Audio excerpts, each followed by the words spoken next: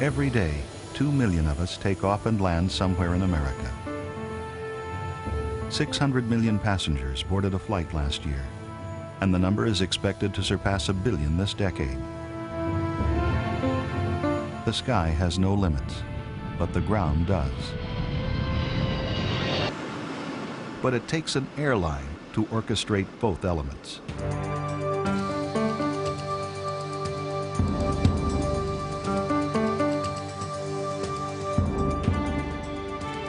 Chicago's Midway Airport is the hub for Indianapolis-based American Transair.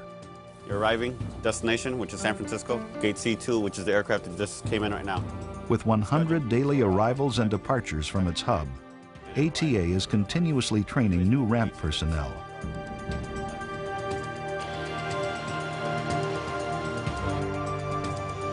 We're going to go over to B12, see a departure.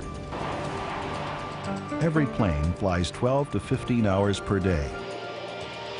There are only 30 to 40-minute stops between loading and unloading the cargo, letting passengers in and out, changing the crew, and maintaining the aircraft.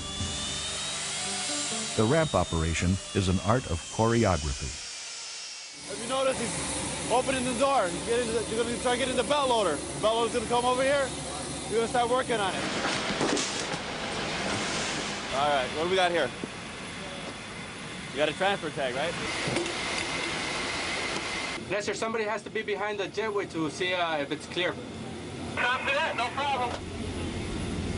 This is the last thing the captain sees, right? This is the last thing we do.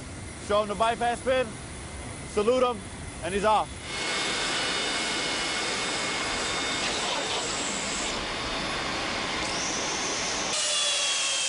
The ramp is so dangerous out there that we have to make sure that everyone is in their position when it gets in. If they're out of position, then we could have an incident where a bag card is actually sucked into an engine.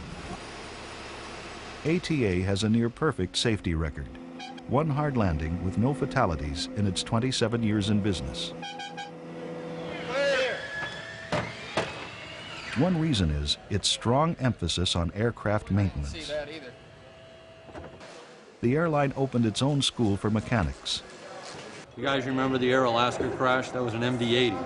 The same type of jack screw or similar to it. That Air Alaska flight, what happened was the bearings on this roller were not greased properly, or they skipped an inspection, part of the A-check.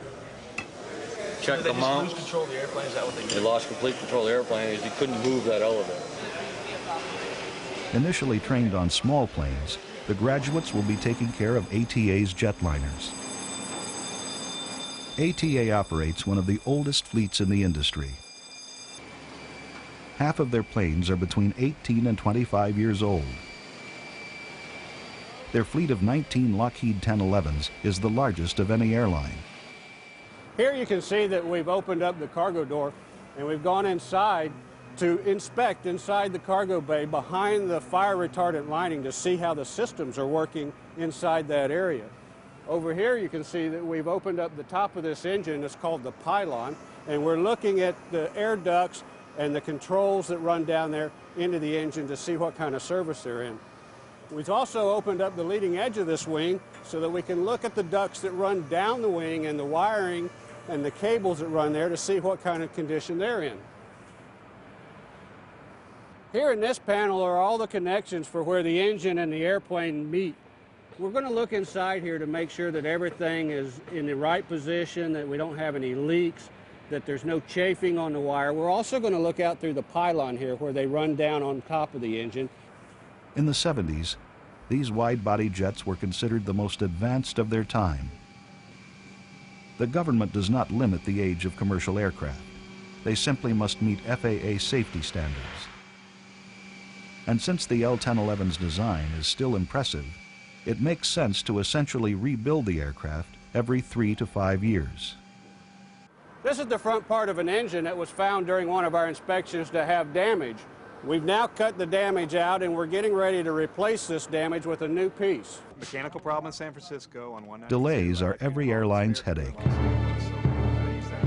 Last year, a quarter of all flights nationwide were delayed. 778 in Cleveland has a flap lockout problem. He has done a gate turn back. He's already approaching 2 hours delay. When a congested airport pairs with bad weather, it has a domino effect on airline operations. Our morning has started off rough with LaGuardia again. Over the last couple of months, we continue to have problems with overcapacity at LaGuardia, and combined with that, with low ceilings and weather. I don't think cancellation is really an option. I think the loads are too high for us to look at cancellations presently. Yeah, I think we're going to have to stay with the delays, obviously, with an 89% load factor. There's no way we're going to be able to cancel. Rebuilding the normal flying schedule following a disruption can be a challenge.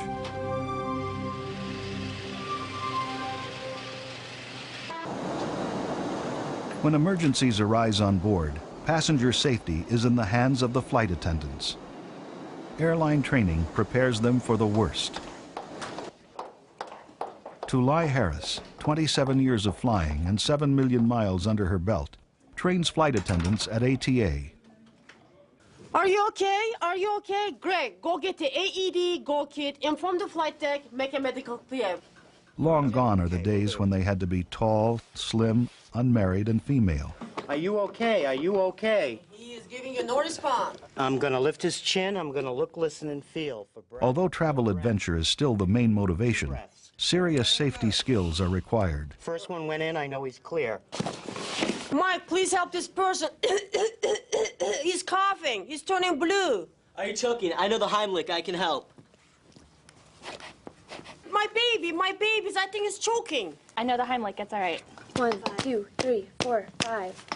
1, 2, 3, 4, 5. Are you okay? Are you okay? In the last 2 years, automated reanimation equipment has become part of the training. 1 and 2 and 3 and 4 and 5 and 6 and 7 and 8 and 9 and 10 and 11 and 12 and 13 and 14 and 15. Apply pads to patient's bare chest. By following recorded medical instructions, it allows flight attendants to deal with in-flight cardiac arrests. Start CPR. Pads. Plug-in connector. Analyzing heart rhythm. Do not touch the patient. No shock advised. It is safe to touch the patient. 1 and 2 and 3 and 4 and 5. Captain, this is Sue in the lower galley. We have a fire in oven number 6. In an L-1011 lower galley, in-flight firefighting is practiced. Close the oven door. Close the oven door. Cut the oxygen. Second step, pull down the vents. Cut the air. Third step, turn off the all ovens. Next step, I'm gonna grab my halon.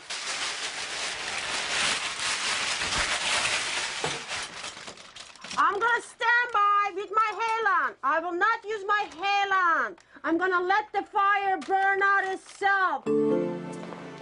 The FAA requires that any commercial aircraft, regardless of its size, must be evacuated in no more than 90 seconds, even if half of its exit doors are stuck or blocked. What is the signal from the cockpit to the cabin that we start evacuating immediately? Terrell. Easy Victor, easy Victor, easy Victor. That means start evacuating immediately. Crash, crash. Bend over, stay down, bend over, stay down, bend over, stay down, bend over, stay down, bend over, stay down. Release seatbelts, leave everything, come this way. Release seatbelts, leave everything, come this way. Release seatbelts, leave everything, come this way. Jump, jump, leave everything, come this way. Jump, jump, leave everything, come this way, come this way. Evacuate, move, faster. There's more fire behind you. Come this way, jump.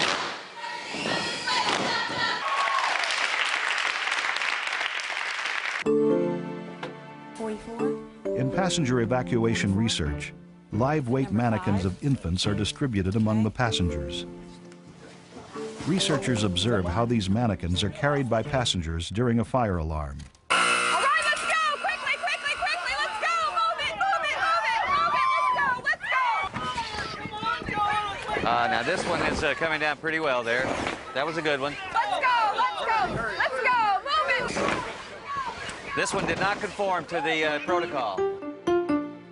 We've seen that many times infants either have their heads knocked against the side of the doorway coming out, and or when the parents transporting them down, they may drop them. And we are trying to develop techniques that will help parents find the best way to get out with their infants. With a swimming pool replacing the ocean and no winds or waves to encounter, flight attendants practice water ditch procedures.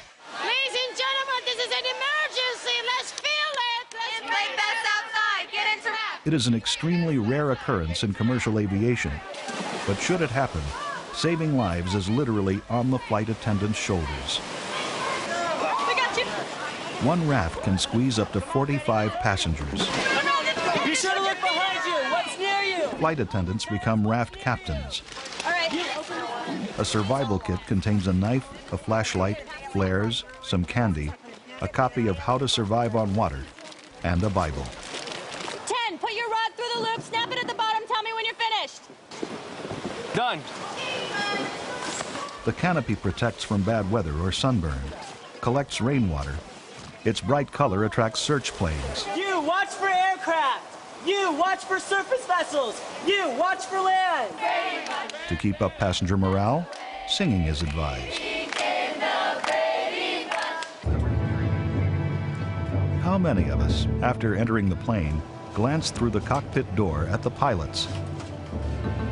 Do they have a good night's sleep? A serious argument with their spouse? Every 6 months, the health of the country's aviators must be evaluated. ATA has only 59 planes, but it takes 1,000 pilots to operate them. We are always prepared for the very boring flight that's going to occur, because every flight is boring, except for when something that is not anticipated does occur. When that non-anticipated event comes, we rely on our training that we've had up to this point. That's why we go through so much training. I make my bed every morning. I do not leave the bedroom without making my bed. I put the toilet seat down. So it's the same thing. I mean, you can set your clock by things that I do. I would admit right now there are times that I feel fear when I'm coming into land. The weather's down real low. You kind of are concerned.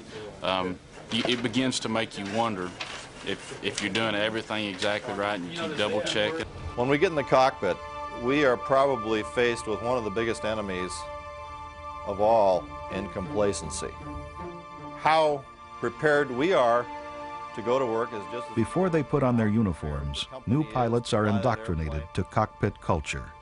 When I first started out in this business, a crusty old flight engineer told me, you know, Dave, in peacetime, there's never been an airplane that had to take off, ever. So you got all the time in the world. You don't have to take off. Once you take off, now you got to land, but you don't ever have to take off. I remember years ago, there was a crash where an airplane was actually landed on the wrong runway because the crew was not communicating, and in fact the first officer was so angry at the captain that he basically let the captain land on a runway that was closed at some cost to life. What happens when you have an emergency? What's the first thing you do? Nothing, right? Why do we say that? Nothing. What's the first thing you do? Nothing. It gives you time. This wide-body L-1011 is ready for takeoff. Captain Dave Linskog will carry 230 passengers to Las Vegas. No more passengers, this is it. Tulai Harris is the head flight attendant. Ladies and gentlemen, we would like to ask your cooperation at this time.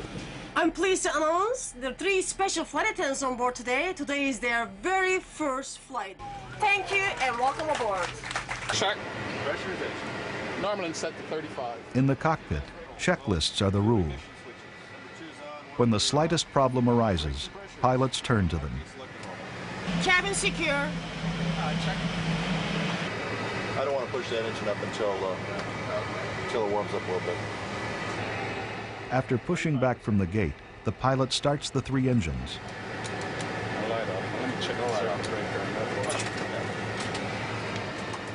Ladies and gentlemen, this is the captain. We've started our number 1 and 3 engines. However, number 2 engine is giving us a little trouble. So we're going to return to the gate. Appreciate your patience, and we hope to have you on our way shortly. Thank you. Gotta go without. The igniter problem. Fuel control problem, you think? Fuel control, yeah. We're having trouble with them. Mechanics are called to the cockpit. We We sometimes experience during cold weather a little difficulty starting an engine. We get what's called a hot start. And that seems to be what's happening right now. It's funny, it starts real good until it gets up to starter cutout. And accelerates to about 50. And the N3 rolls back. We'll get on a headset, we'll do it that one. Hey, you go with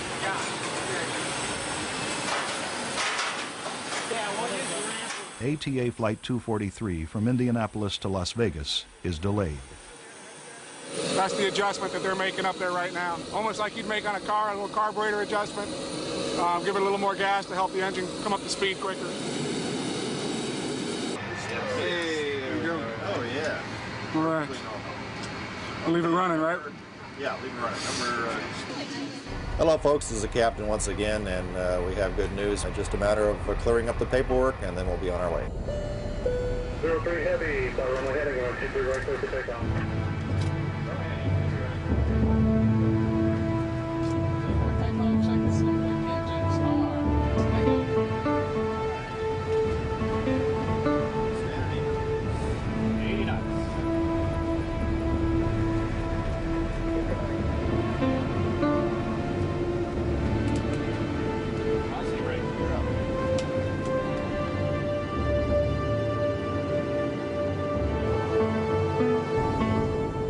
Working 35,000 feet above ground in an aluminum tube, flying at 80% of the speed of sound can be demanding.